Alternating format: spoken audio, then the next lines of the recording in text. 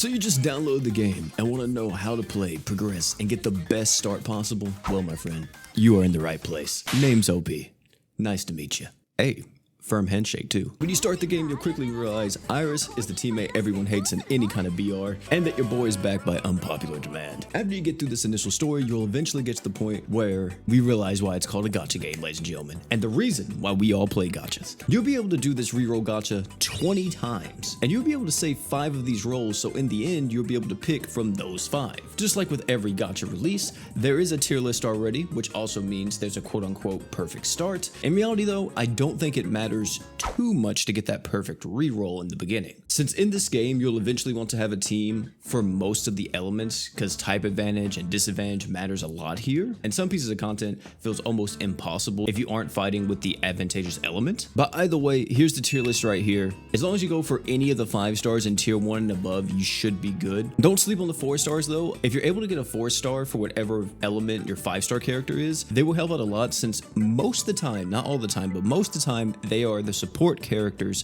for that element. After you've done all this and selected your role, ladies and gentlemen, congratulations, you're finally in the game. Now, before I get into even more stuff about progression and everything else, I want to explain to you how this game functions, because it's not the same as other gacha games that are currently on the market, especially if you haven't played other roguelike gacha games like Uma Musume. Since this is a roguelike gacha, your main mode that's going to hold most of your progression, how strong your characters can get, your power, all that type of stuff is called Ascension. Ascension is where you'll be able to do runs to make your build for each character. This is all randomized, but suffice to say, you'll get plenty of opportunities to make your units broken, especially the higher levels of Ascension you get to. This is the main gimmick of the game, by the way. In order to get your units to be able to do any other pieces of content, it all stems from this game mode here. So if you already aren't liking the sound of this, you may just want to go play something else, because this is what it's all about. The mode itself is pretty straightforward. You go through, you're able to pick cards, or as they're called in game, potentials. These potentials directly affect the character you selected it for, and will change parts of their kits. Sometimes these changes are massive, sometimes these changes are just like little stat boost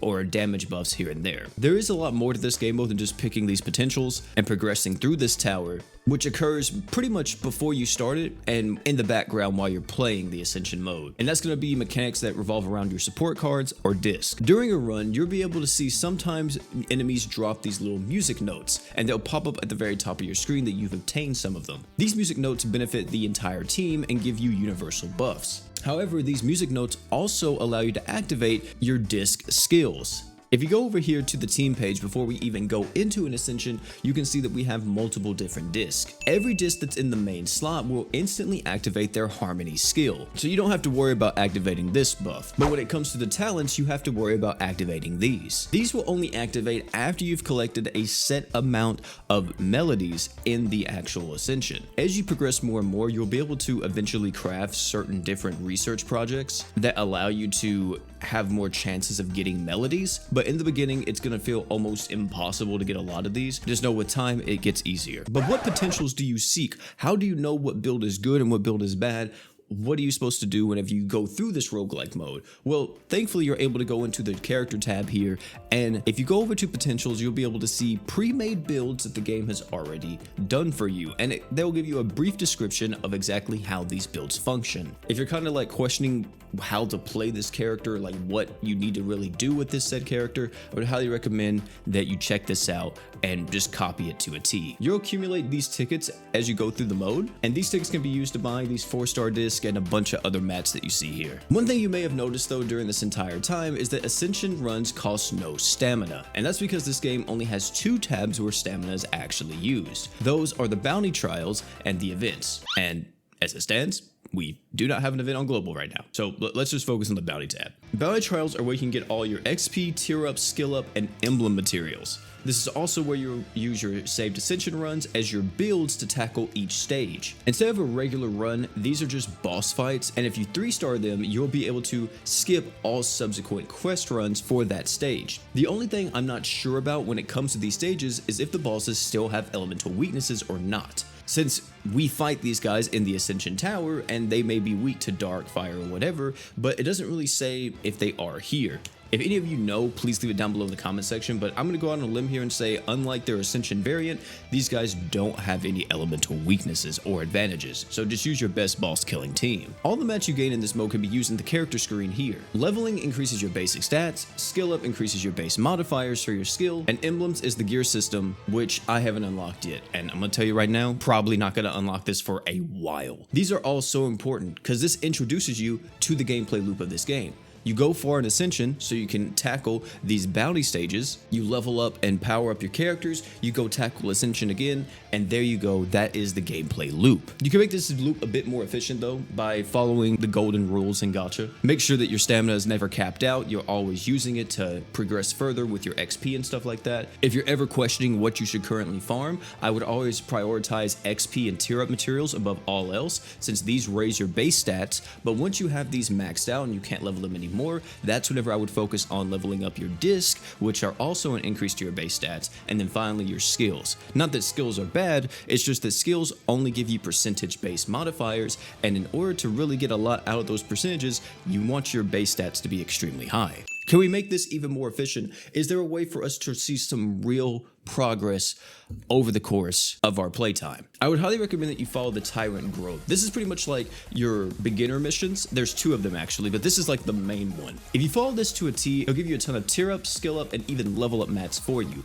You'll be able to pretty much get most of your characters to tier 3 just off of this alone. Make sure to check the research project as well. This allows you to get mats to unlock permanent buffs to make your Ascension runs much more impactful. If you don't know how to get materials, you just click on get materials and it's going to show you a challenge page. You complete these challenges, you get the materials to get further in the research project. And ladies and gentlemen, for the beginner's guide, that's kind of it. I would love to be able to talk about more game modes and everything in depth, but I haven't even unlocked those yet, and I don't want to speak on them until I've actually experienced them and be able to give y'all some meaningful tips instead of just regurgitating what everyone else is saying. Because the stamina system in this game is truly the thing that will hinder you the most. You get stamina gated left and right for a lot of different content, which some people don't mind, some people do. I'm kind of in the middle. I don't really mind until it gets very aggressive, and I feel like this game kind of leans more on the aggressive side. Either way, let me tell you some closing tips I have to make your progression a little bit smoother. If you're ever wondering what skills to level up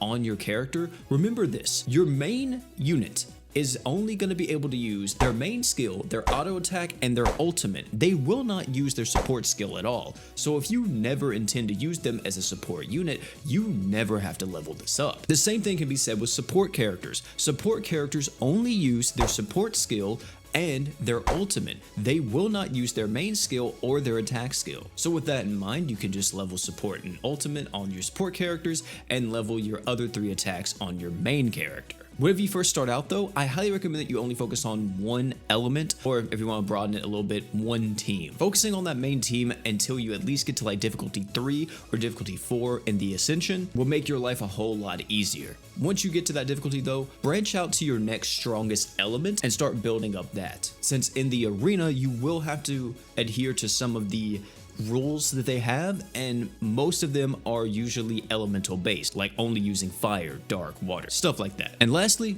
just take it slow, man. This is a game that you're not going to be able to just blitz through. The game doesn't allow you to do that. It's going to take multiple days, possibly a week and a half to 2 weeks to see everything this game has to offer. So I wouldn't get discouraged or upset that you feel like you're making very little progress, because it truly is baby steps, unless they change the stamina system, which I'm hoping they do touch on that. Another thing that's a big topic right now in the Stella Sora community, or just surrounding the game, is the gacha system, since they did change this from the closed beta test. I'm not going to touch on this too much because there's plenty of videos out there already that's done it, but I do hope that we see some changes here. However, I will say that if you can, keep putting all your crystals into the Chitose banner. She's a fantastic water character, and if you get lucky and get her before you hit that guarantee, huge dubs. You can go to the guarantee and get a dupe in her. She's going to be even better. If you all enjoyed this one though, I highly recommend that you stick around, because we'll be doing a lot more gacha content in the future. Literally, Chaos Zero Nightmare releases tonight, and your boy is so freaking hyped for that. We'll be doing a live stream on it more than likely tomorrow, but who knows? We might schedule the live stream at launch tonight. Either way though, I hope you guys enjoy it.